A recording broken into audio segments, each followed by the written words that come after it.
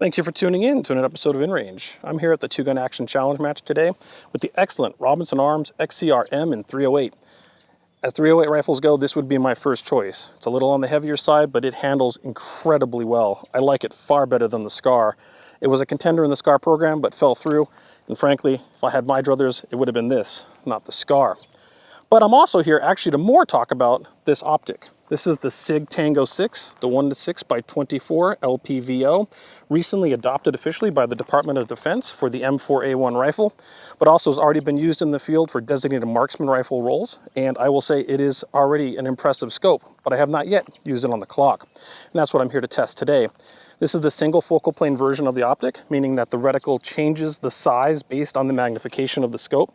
If you haven't already watched the deep dive video on this optic and LPVO and single focal plane versus secondary focal plane, that's another video on this channel and you should check that one out. Today we're going to put it on the clock. We're going to use it for a bunch of CQB stages, which is close range, where it's going to be set to 1x or 2x with the little red dot turned on. And then of course on the 200-yard stage, we're going to be setting it probably to 6 because we've got small targets here that aren't painted. And I do have this weird thing on here, the Tacticam, and this is not part of the SIG scope. This is on there because I'm going to try and get footage for you in the long range stage or our medium stage out to 200 yards through the scope using that. That's an experiment today, but we'll see. And if it works, you'll see that in the video today. So this first stage you're going to see is the medium range stage. This is a 200-yard stage with 5 positions. You have to get one hand out each of the steel targets from all 5 positions. And if there's a prop there, you have to use the prop for support, not go prone with your bipod or whatever. So there are 2 props, a tank trap and a log, which kind of force the shooter to differentiate how they're going to set up their shooting position. So let's see how that goes.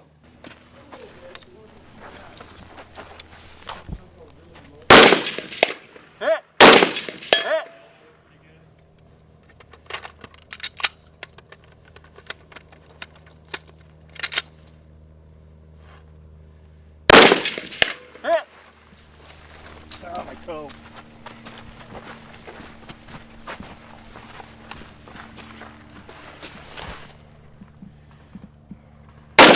Hit. Hit. Left. Hit.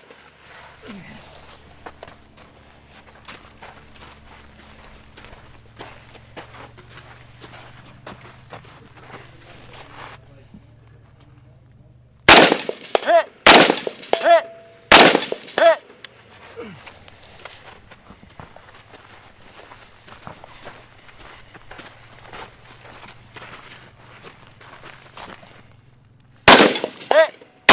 Hit! Hit!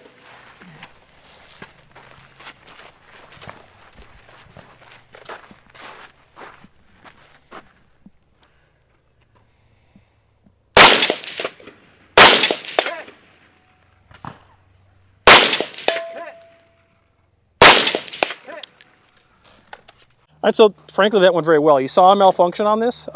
That said, during the pandemic, of course, we're dealing with severe ammo restrictions, and I do have 308 in my inventory.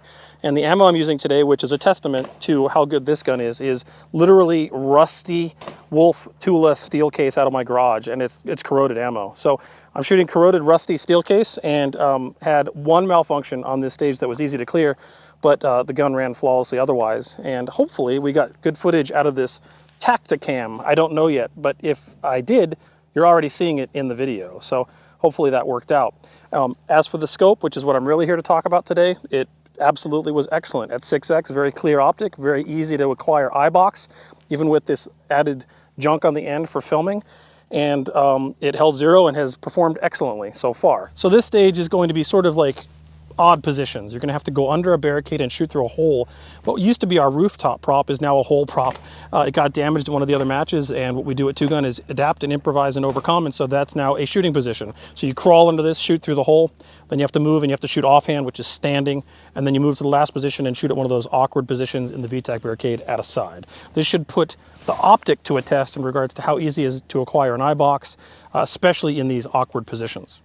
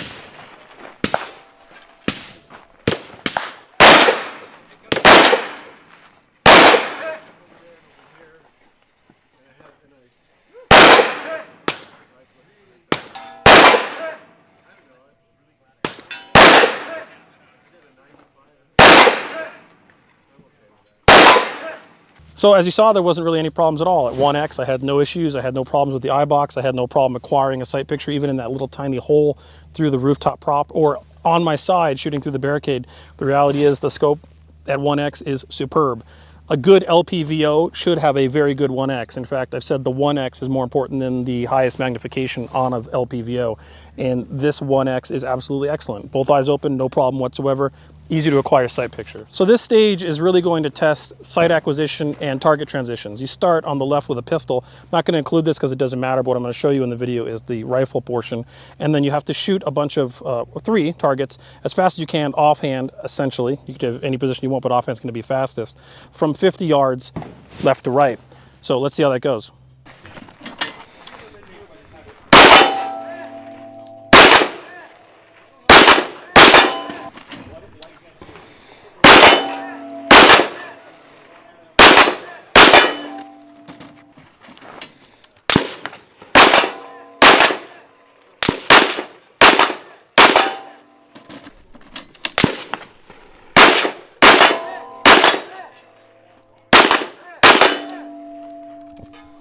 As you can see, getting off the table and getting a sight picture through the Tango6 is very quick and easy to do. It comes up fast. As I said, the 1X is excellent. So it's not quite as fast as a red dot. I would say a red dot would still be faster, but as an LPVO goes, the 1X on this is superb, and moving through those targets offhand was no problem whatsoever. So you can see here throughout this match that I had no issues with this whatsoever. It is an excellent LPVO that performs very well at 1 all the way up to 6X. Even at the highest magnification, the eye box is easy to acquire. The reticle is good. It's clear and crisp and very easy to use. The knobs are properly protected, and you can see it's already well scratched up from this event and absolutely retained at 0, as one would expect with the Sig mount. And I would absolutely heartily recommend this scope, and I can see why the DoD adopted it and accepted it as an officially approved LPVO. If I were to have any complaint, and I would have one complaint, it's that the red dot isn't really bright enough. It has an illumination dial, and you set that all the way up to 9, and here in the Arizona sun, even in November, it's just too bright for that. It washes out. The dot's dimly red, but it's not the red like you would want from a red dot sight. So it does help you pick up the scope, the center of the scope, a little quicker for quick acquisition in CQB, but the reality is the reticle itself lends itself to that, being a horseshoe with arrows coming in from the sides. And so it doesn't really matter that much. But if you want to use it as an ersatz red dot with the dot in the middle being illuminated enough to work as a red dot sight, it's not quite bright enough for that. It doesn't do that. But in terms of what it does do for being an LPVO from 1 to 6, it absolutely achieves all those goals and supersedes them. Built like a tank, rugged through the match, didn't lose any 0, excellent sight picture, clear optics. I can see why it was chosen. I'd like to thank Sig for shipping this to us. They sent this to us in full disclosure. We did not buy this optic, and it's a little hard to get this optic right now because they're being manufactured for the military contract. So we got to have a little bit of an advanced and early ability to show you this now adopted scope, and I would like to thank Sig for that. However, all the ammunition fired in this, even though it was rusted in my garage, sadly, did come from Patreon support, and it is completely Patreon viewers that keep InRange alive. We have no true sponsors. Sometimes we get some free items like this scope, but we disclose that to you every time. We buy a lot of what we do reviews on here, but in this regard, Sig did send that. But that said, being out here, shooting the ammunition, being able to provide you this is completely because people like you support the channel directly with Patreon support, and I'm thankful for each and every one of you. If you already are one, as I said, thank you. If you'd like to consider it, you can find us at patreon.com/InRangeTV. If you can't, I do understand, but you can find that InRange is distributed through multiple distribution points, not just YouTube. You can find them all at InRange.tv/watch. Thanks, subscribe, and share with your friends.